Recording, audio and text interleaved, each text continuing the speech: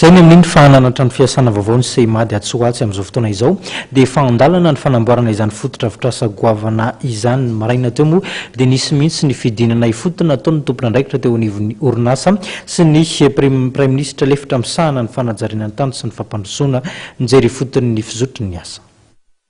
3 miliara sy 500 tapitrisa ariary ny teti-bidin'ity fotodrafitrasa ataon'ny Braon Seimad ahorina eto 67 hektar ity.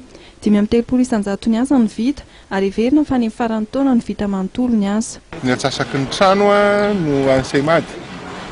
Fa ny atsasany birao ampanofainy Seimad. Ampanofainy ho an'ireo orinasa izay mitady birao fany. Zay zany le ity voalohany ity. Le projet niresa monsieur le vice-premier ministre teo ao an-damosiny izy ity ny misy an'le 70 appartement. Tonga dia miaraka. Zany dikan'izay zany ao anatina faritra anankiray iombonana zany le zavatra na ny resaka sécurisation an'le toerana na nina zany efa tafapetaka tsara ao anatin'le izy. Izay le izy amin'le faharoa zany efa mandeha ny appel d'offre amin'izao fotoana izao. Mahatonga anay teny hoe amin'ny septembre eo raha mandeha tsara ny rehetrarehetra efa anofoka le asa.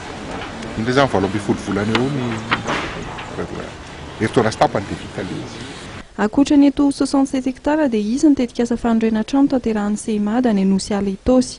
Araka nambaran'ny praiminisitra lefitra misahana ny fanajariana ny tany sy ny fampandrosoana dia tafiditra amin'ny politika fanatsarana ny tanàna ary fanafoanana ny trano fonenana tsizazary izao tetikasa izao. Raha ny statistika farany dia mahatratra raha ny tokony hanorontsika dia eo amin'ny 3 hetsy isa-taona eo ny tokony trano enjehana. Dia atsika saretsaina zany tena mbola tsena malalaka eran'ny Madagasikara resahako dia ny tsena zany mbola malalaka be mihitsy ary ny tanjona izay iarahana amin'ny firenena mikambana sy ny iarahana amin'ny ireo mpamatsy vola dia mba fanafoanana amin'izay ny bidonville satria hitantsika tsara fa ny resaka trano fonenana atao hoe tsy zarizary reny no miteraka ihany koa korotany eo amin'ny fiarahamonina sy fahasamihafana eo amin'ny fiarahamonina. Ary tsika efa nametraka ao anaty lalam-panorenana fa ny zoa hanana trano fonenana mirindra dia zo fototra ho an'ny olona.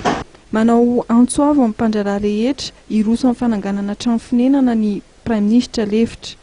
Noho i Madagasikara nanao ezaka tato anatin'ny roa taona ny fanafoanana ny bidonville sy fanatsarana ny toe-piainan'ny antanàn-dehibe.